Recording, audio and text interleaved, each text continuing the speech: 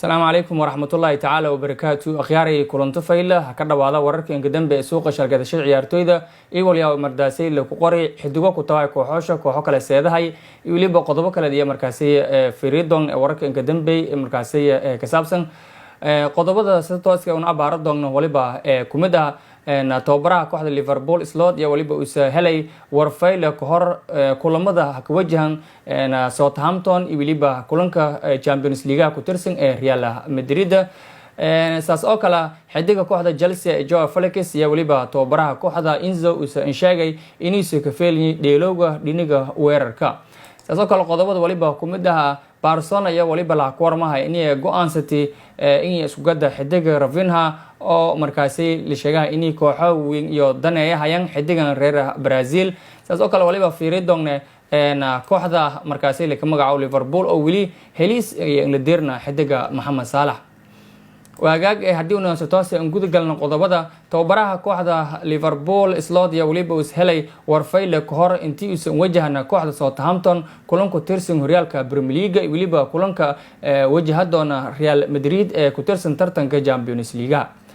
Liverpool ya waliba ay ka jirtay kaalinta koowaad ee shalsarooga horyaalka Ingiriiska waliba ni yeelata 28 dhibcood waliba saas oo kale ka jirtay kaalinta koowaad ee tartanka Champions League iyo dalata 10 iyo 2 dhibcood kulamadii madaasay iyo hore handeli kooxda Liverpool ya shaacidii muuqaal iyo kamuujiyasa goolahayaasha Alisson oo markaasi ka nagday tababarka kooxda Alisson ya la filahay inuu ka bilaawdo kulanka Southampton ee horyaalka wadanka Ingiriiska waliba saas oo kale la rajahay inuu ka bilaawdo isla kulanka Champions League ee Real Madrid ku helayta goolaha Alisson ya Liverpool ku maqnaay muddo 6 toddobaad ee kuriyada markii uu dhaawac jilibka markaasi uu saadire Liverpool ya sabtida la dhilo doonta kooxda Southampton kulanku tirsan horyaalka English Premier League kulankaas oo ay ko muhiim ah iyo fadaas inay markaasi 30 dhibcood hogaankii ka hayta markii Man City iyo Arsenal dhilan natiijadooda ogaa doona dhinaca kale xidiga kooxda Chelsea Joao Felix ayaa tababarka ama tababaraha kooxda Chelsea Enzo uu sheegay inuu ka feelaya ku dheelowga booska weerarka Joao Felix ayaa ka nagday Chelsea uu soo markaasi ka biiray Atletico Madrid kurada markii helisa 5 sano oo ama uu soo qaaday garoonka Stamford Bridge ee ka dhigaysa kooxda Chelsea sikasta haato xidigan 25 sano jirka oo markaasi ka dhibooda inuu toosan ka dhigay kooxda Chelsea xiliyaareedkan sabab la xiriiraya weerarada Chelsea oo markaasi iyo isku badiyeen ilaa hadda Felix ya safadii lama kulan oo markaasi bedel u saagalay waliba uu dhaliyay 4 gool 3 kul ama 3 kalena markaasi ka bilaawday Champions ama koobka markaasi Conference League in ka bilaawdana waliba uu seenay natiijooyin eedan fayla Felix waliba uu cadaa inuu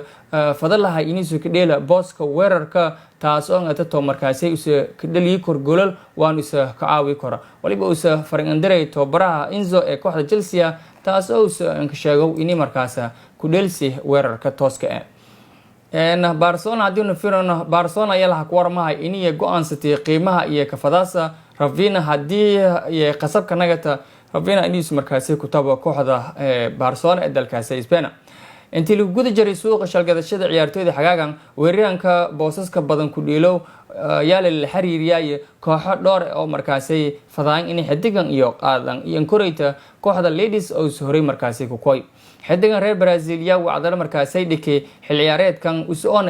hogaamiyaha weerarka kooxda Barcelona ee xilciyaareedkan sida laakiidahay wararka akubahan wasaarado ama iskaleed wakaalado dalkaasi Spain Barcelona ayaa markaasi ka meermeerayta inay isku gad xidigan iyadoo markaasi fadaasa in iyo helis cusub iyo ku saxiixta inkastoona iyo fadayn inay isku gada wargeysada dalka Spain yaasas oo kale waliba sheegay in maamulka Barcelona iyo kaliya diyaar in iyo gadan xidig Rafinha waan iyo gadan beesadan 100 milyan oo euro taas oo kooxo badan ka adkaadasa xidigan inay helaan inkastoo sadeeyay xidig si'eed markaasi aan ku muuqday kooxda Barcelona ee dalkaasi Spain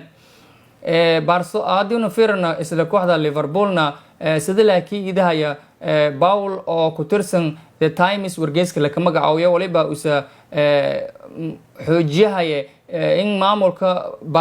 Liverpool iyo waliba Mohamed Salah iyo wali in isla deerin is afgarad oo ka saabsan helis kordhintii ama inay isku taba kooxda Liverpool ya wali wada hadallo kala jarta Salah oo 32 sano jar kaas oo qandaraas iyo isdhiyahaya bili June ee sanada 2025 lamada dhina yana wali aan ka dhawaaqna ama aan kelina xidigan heliska cusub in ku seexdaan ama in markaas ay isku fasaxan Salax ayaa la rumaysiyaa in uu ka faraxsiiyo ka noolaanshaha Liverpool saas oo kalena qoys iyo markaasay si toos iyo deganyin waqtigan ya Liverpool waliba ay jelaysatay inay Mohamed Salah kuwala dooqshay koowaada waana ku mid nagada xidigo ka mishaarka badan kooxda Liverpool waaniyo kiigan Van Dijk iyo waliba xidiga Alex waa xidigo markaas kaleeda Arnold usa kumid iyo xidigo hadda ka bees badan kooxda Liverpool أخياري أنت أسيها كوان وركين قدام بسوق الشركة الشرعية ciyaartoyda wiliba waliyaalo qor intuna reedan kulmaana nabad galo. Wassalaamu calaykum waraxmatullaahi tacaala wabarakaatuh.